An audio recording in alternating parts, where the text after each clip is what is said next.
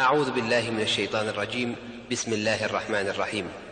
والمحصنات من النساء إلا ما ملكت أيمانكم كتاب الله عليكم، وأحل لكم ما وراء ذلكم أن تبتغوا بأموالكم محصنين غير مسافحين، فما استمتعتم به منهن فآتوهن أجورهن فريضة، ولا جناح عليكم فيما تراضيتم به من بعد الفريضة، إن الله كان عليما حكيما. ومن لم يستطع منكم طولا أن ينكح المحصنات المؤمنات فمما ملكت أيمانكم من فتياتكم المؤمنات،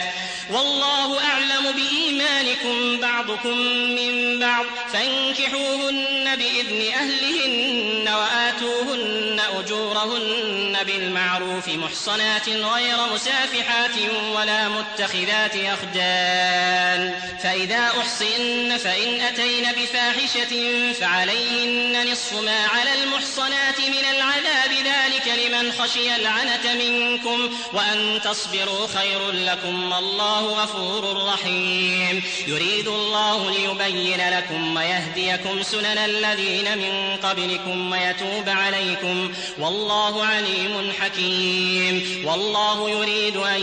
يتوب عليكم ويريد الذين يتبعون الشهوات أن تميلوا ميلا عظيما. يريد الله أن يخفف عنكم وخلق الإنسان ضعيفا. يا أيها الذين آمنوا لا تأكلوا أموالكم بينكم بالباطل إلا أن تكون تجارة عن تراض منكم، ولا تقتلوا أنفسكم إن الله كان بكم رحيما. ومن يفعل ذلك عدوانا وظلما فسوف نصليه نارا وكان ذلك على الله يسيرا. إن تجتنبوا كبائر ما تنهون عنه نكفر عنكم سيئاتكم وندخلكم مدخلا كريما. ولا تتمنوا ما فضل الله به بعضكم على بعض، للرجال نصيب مما اكتسبوا وللنساء نصيب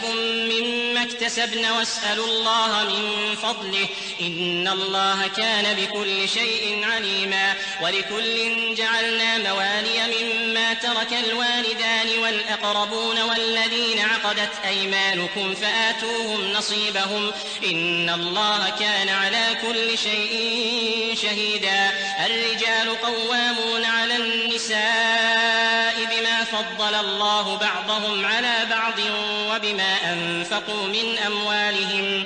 فالصالحات قانتات حافظات للغيب بما حفظ الله. واللاتي تخافون نشوزهن فعظوهن واهجروهن في المضاجع واضربوهن، فإن أطعنكم فلا تبغوا عليهن سبيلا إن الله كان عليا كبيرا. وإن خفتم شقاق بينهما فابعثوا حكما من أهله وحكما من أهلها إن يريدا إصلاحا يوفق الله بينهما إن الله كان عليما خبيرا. واعبدوا الله ولا تشركوا به شيئا وبالوالدين إحسانا وبذي القربى واليتامى والمساكين والجار ذي القربى والجار الجنب والصاحب بالجنب وابن السبيل وما ملكت أيمانكم إن الله لا يحب من كان مختالا فخورا. الذين يبخلون ويأمرون الناس بالبخل ويكتمون ما آتاهم الله من فضله وأعتدنا للكافرين عذابا مهينا. والذين ينفقون أموالهم رئاء الناس ولا يؤمنون بالله ولا باليوم الآخر ومن يكن الشيطان له قرينا فساء قرينا. وماذا عليهم لو آمنوا بالله واليوم الآخر وأنفقوا مما رزقهم الله وكان الله بهم عليما. وماذا عليهم لو آمنوا بالله واليوم الآخر وأنفقوا مما رزقهم الله وكان الله بهم عليما. إن الله لا يظلم مثقال ذرة وإن تك حسنة يضاعفها ويؤت من لدنه أجرا عظيما فكيف إذا جئنا من كل أمة بشهيد وجئنا بك على هؤلاء شهيدا يومئذ يود الذين كفروا وعصوا الرسول لو تسوى بهم الأرض يومئذ يود الذين كفروا وعصوا الرسول لو تسوى بهم الأرض ولا يكتمون الله حديثا يا أيها الذين آمنوا لا تقربوا الصلاة وأنتم سكارى حتى تعلموا ما تقولون ولا جنبا إلا عابري سبيل حتى تغتسلوا وإن كنتم مرضى أو على سفر أو جاء أحد منكم من الغائط أو لامستم النساء فلم تجدوا ماء فتيمموا صعيدا طيبا فامسحوا بوجوهكم وأيديكم إن الله كان عفوا غفورا ألم تر إلى الذين أوتوا نصيبا من الكتاب يشترون الضلالة ويريدون أن تضلوا السبيل والله أعلم بأعدائكم وكفى بالله وليا وكفى بالله نصيرا من الذين هادوا يحرفون الكلم عن مواضعه ويقولون سمعنا وعصينا واسمع غير مسمع وراعنا ليا بألسنتهم وطعنا في الدين ولو أنهم قالوا سمعنا وأطعنا واسمع وانظرنا لكان خيرا لهم وأقوم ولكن لعنهم الله بكفرهم فلا يؤمنون إلا قليلا يا أيها الذين أوتوا الكتاب آمنوا بما نزلنا مصدقا لما معكم من قبل أن نطمس وجوها فنردها على أدبارها أو نلعنهم كما لعنا أصحاب السبت وكان أمر الله مفعولا إن الله لا يغفر أن يشرك به ويغفر ما دون ذلك لمن يشاء ومن يشرك بالله فقد افترى إثما عظيما ألم تر إلى الذين يزكون أنفسهم بل الله يزكي من يشاء ولا يظلمون فتيلا انظر كيف يفترون على الله الكذب وكفى به إثما مبينا ألم تر إلى الذين أوتوا نصيبا من الكتاب يؤمنون بالجبت والطاغوت ويقولون للذين كفروا هؤلاء أهدى من الذين آمنوا سبيلا أولئك الذين لعنهم الله ومن يلعن الله فلن تجد له نصيرا أم لهم نصيب من الملك فإذا لا يؤتون الناس نقيرا أم يحسدون الناس على ما آتاهم الله من فضله فقد آتينا آل إبراهيم الكتاب والحكمة وآتيناهم ملكا عظيما فمنهم من آمن به ومنهم من صد عنه وكفى بجهنم سعيرا إن الذين كفروا بآياتنا سوف نصليهم نارا كلما نضجت جلودهم بدلناهم جلودا غيرها ليذوقوا العذاب إن الله كان عزيزا حكيما والذين آمنوا وعملوا الصالحات سندخلهم جنات تجري من تحتها الأنهار خالدين فيها أبدا لهم فيها أزواج مطهرة وندخلهم ظلا ظليلا إن الله يأمركم أن تؤدوا الأمانات إلى أهلها وإذا حكمتم بين الناس أن تحكموا بالعدل إن الله نعما يعظكم به إن الله كان سميعا بصيرا يا أيها الذين آمنوا أطيعوا الله وأطيعوا الرسول وأولي الأمر منكم فإن تنازعتم في شيء فردوه إلى الله والرسول إن كنتم تؤمنون بالله واليوم الآخر ذلك ذلك خير وأحسن تأويلا. ألم تر إلى الذين يزعمون أنهم آمنوا بما أنزل إليك وما أنزل من قبلك يريدون أن يتحاكموا إلى الطاغوت وقد أمروا أن يكفروا به ويريد الشيطان أن يضلهم ضلالا بعيدا. وإذا قيل لهم تعالوا إلى ما أنزل الله وإلى الرسول رأيت المنافقين يصدون عنك صدودا. فكيف إذا أصابتهم مصيبة بما قدمت أيديهم ثم جاءوك يحلفون بالله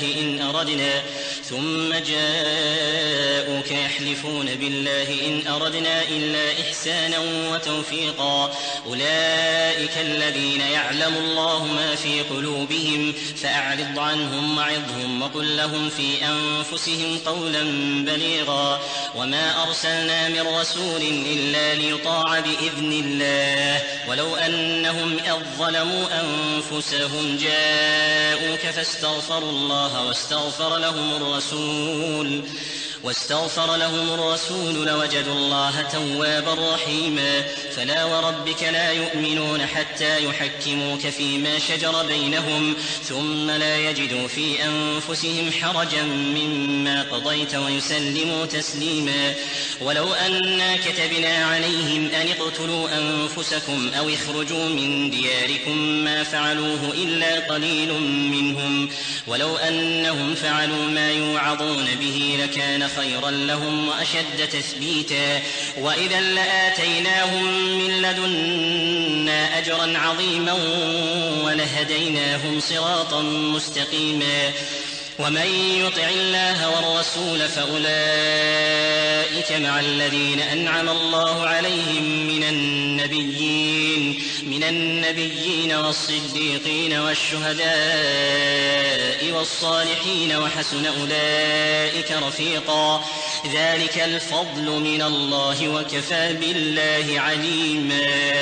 يا أيها الذين آمنوا خذوا حذركم فانفروا ثبات أو انفروا جميعا وإن منكم لمن ليبطئن فإن أصابتكم مصيبة قال قد أنعم الله علي إذ لم أكن معهم شهيدا ولئن أصابكم فضل من الله ليقولن كأن لم تكن بينكم وبينه مودة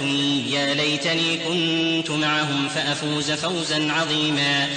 فليقاتل في سبيل الله الذين يشرون الحياة الدنيا بالآخرة ومن يقاتل في سبيل الله فيقتل أو يغلب فسوف نؤتيه أجرا عظيما.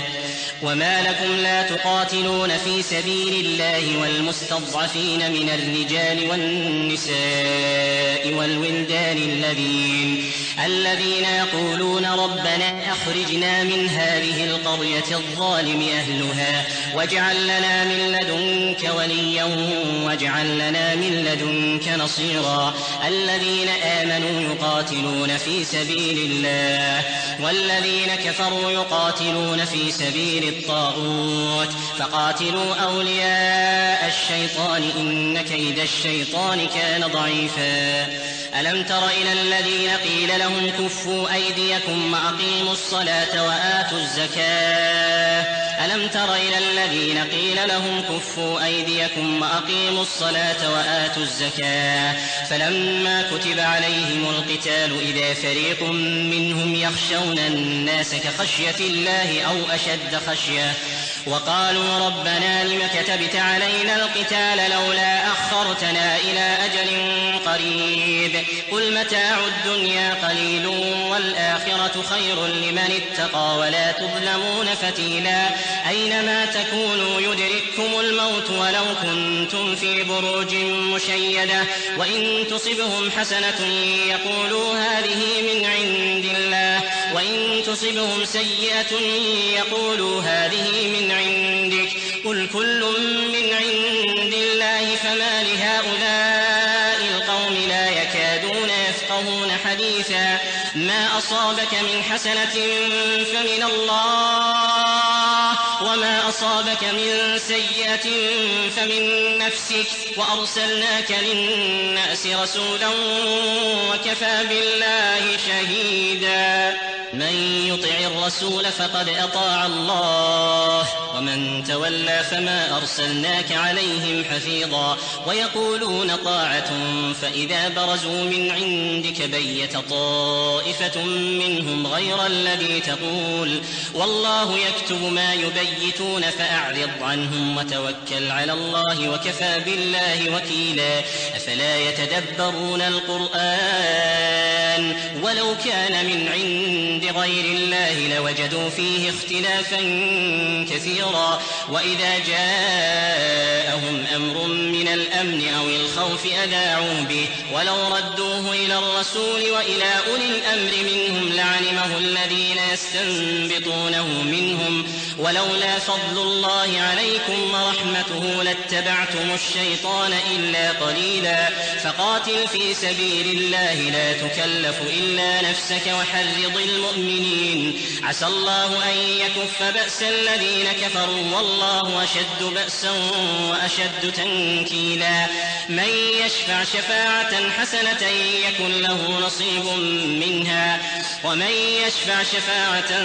سيئة يكن له كفل منها وكان الله على كل شيء مقيتا وإذا حييتم بتحية فحيوا بأحسن منها أو ردوها إن الله كان على كل شيء حسيبا الله لا إله إلا هو ليجمعنكم إلى يوم القيامة لا ريب فيه ومن أصدق من الله حديثا فما لكم في المنافقين فئتين والله أركسهم بما كسبوا أتريدون أن تهدوا من أضل الله ومن يضلل الله فلن تجد له سبيلا ودوا لو تكفرون كما كفروا فتكونون سواء فلا تتخذوا منهم أولياء حتى يهاجروا في سبيل الله فإن تولوا فخذوهم واقتلوهم حيث وجدتموهم ولا تتخذوا منهم وليا ولا نصيرا إلا الذين يصلون إلى قوم بينكم وبينهم ميثاق أو جاءوكم حصرت صدورهم من يقاتلوكم أو يقاتلوا قومهم ولو شاء الله لسلطهم عليكم فلقاتلوكم فإن اعتزلوكم فلم يقاتلوكم وألقوا إليكم السلم فما جعل الله لكم عليهم سبيلا ستجدون آخرين يريدون أن يأمنوكم ويأمنوا قومهم كلما ردوا إلى الفتنة أركسوا فيها فإن لم يعتزلوكم ويلقوا إليكم السلم ويكفوا أيديهم فخذوهم واقتلوهم حيث ثقفتموهم وأولئكم جعلنا لكم عليهم سلطانا مبينا وما كان لمؤمن أن يقتل مؤمنا إلا خطأ ومن قتل مؤمنا خطأ فتحرير رقبة مؤمنة ودية مسلمة إلى أهله إلا أن يصدقوا فإن كان من قوم عدو لكم وهو مؤمن فتحرير رقبة مؤمنة وإن كان من قوم بينكم وبينهم ميثاق فدية مسلمة إلى أهله وتحرير رقبة مؤمنة فمن لم يجد فصيام شهرين متتابعين توبة من الله وكان الله عليما حكيما ومن يقتل مؤمنا متعمدا فجزاؤه جهنم خالدا فيها وغضب الله عليه ولعنه وأعد له عذابا عظيما يا أيها الذين آمنوا إذا ضربتم في سبيل الله فتبينوا ولا تقولوا لمن ألقى إليكم السلام لست مؤمنا تبتغون عرض الحياة الدنيا فعند الله مغانم كثيرة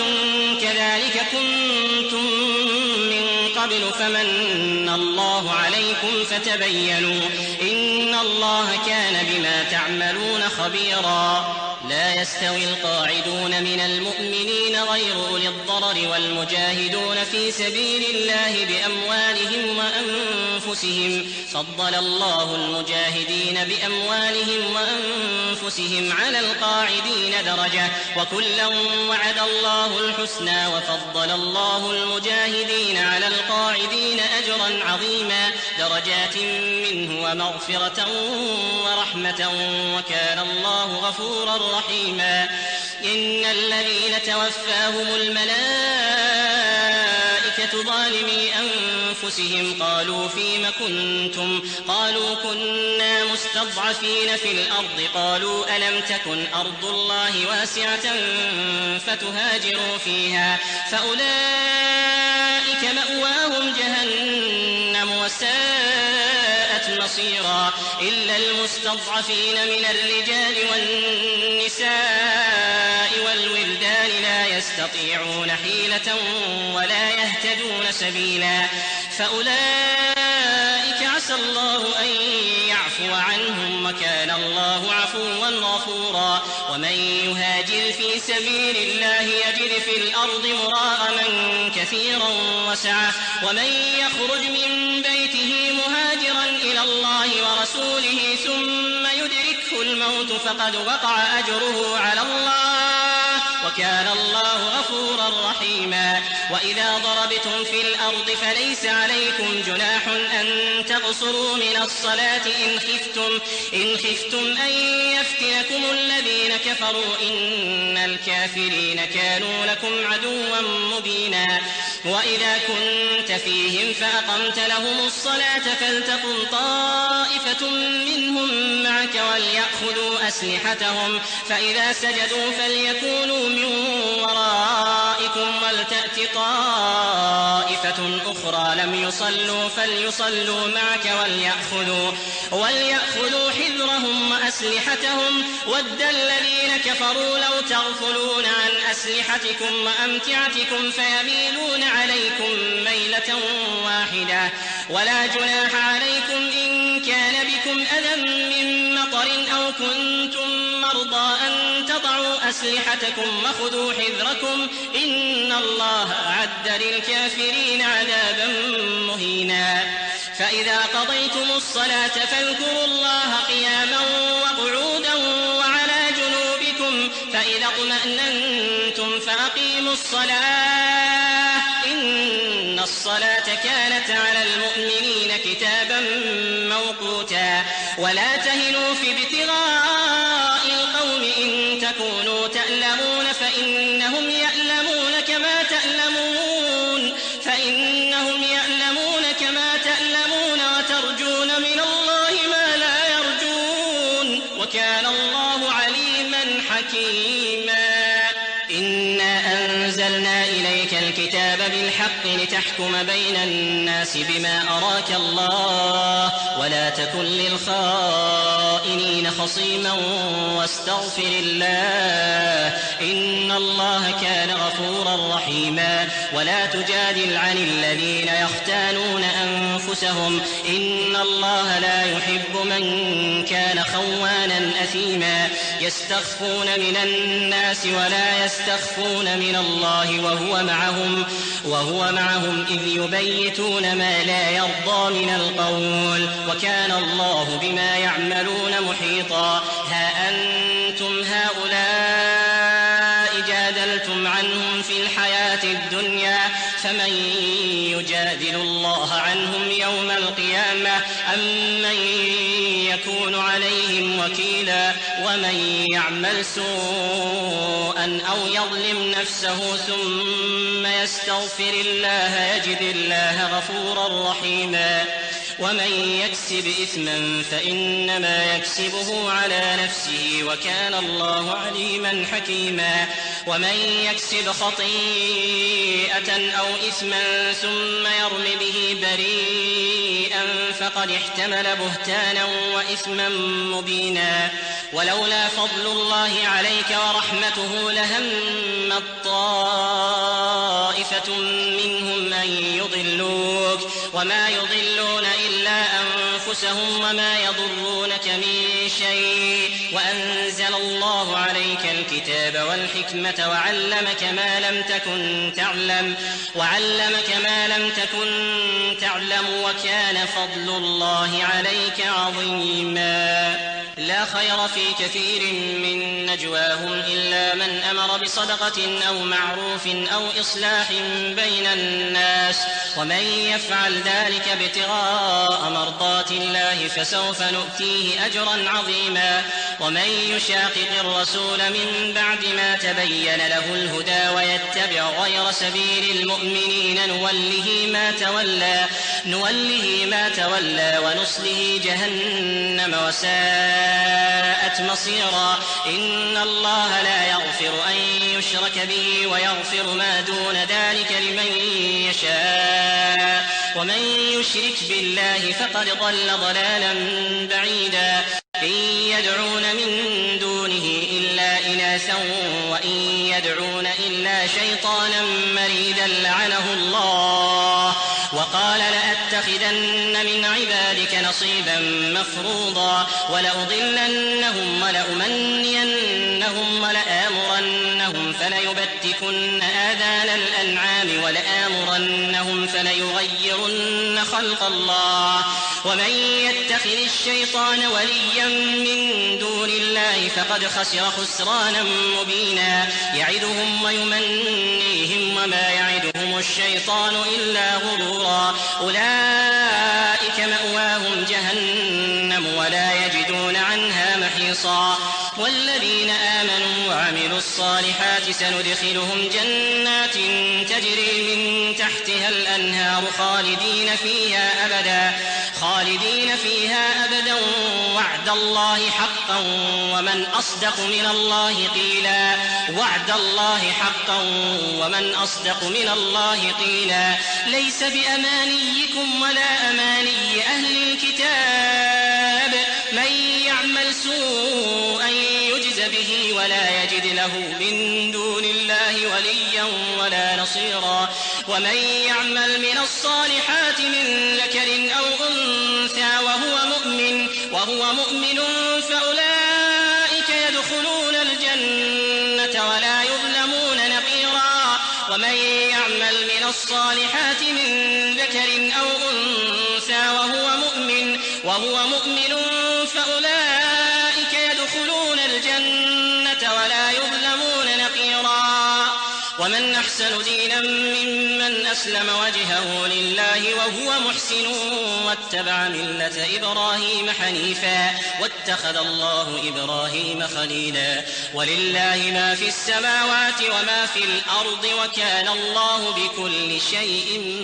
محيطا. ويستفتونك في النساء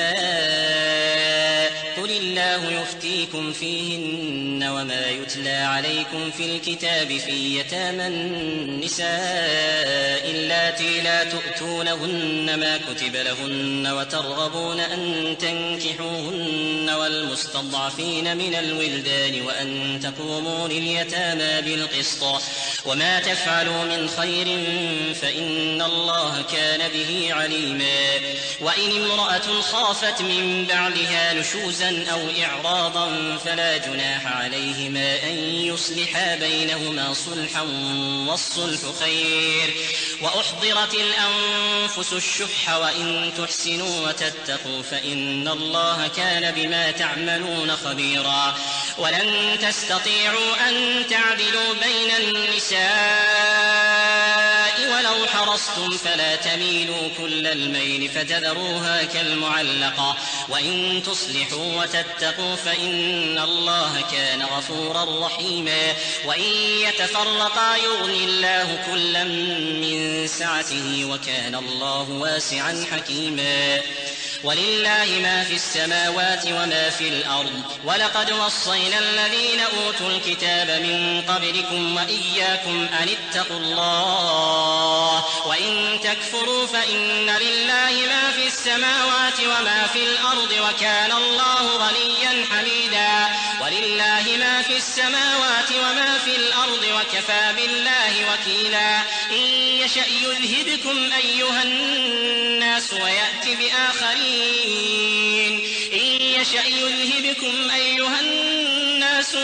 بآخرين وكان الله على ذلك قديرا. من كان يريد ثواب الدنيا فعند الله ثواب الدنيا والآخرة وكان الله سميعا بصيرا. يا أيها الذين آمنوا كونوا قوامين بالقسط شهداء لله ولو على أنفسكم أو الوالدين والأقربين إن يكن غنيا أو فقيرا فالله أولى بهما فلا تتبعوا الهوى أن تعدلوا وإن تلووا أو تعرضوا فإن الله كان بما تعملون خبيرا. يا أيها الذين آمنوا بالله ورسوله والكتاب الذي نزل على رسوله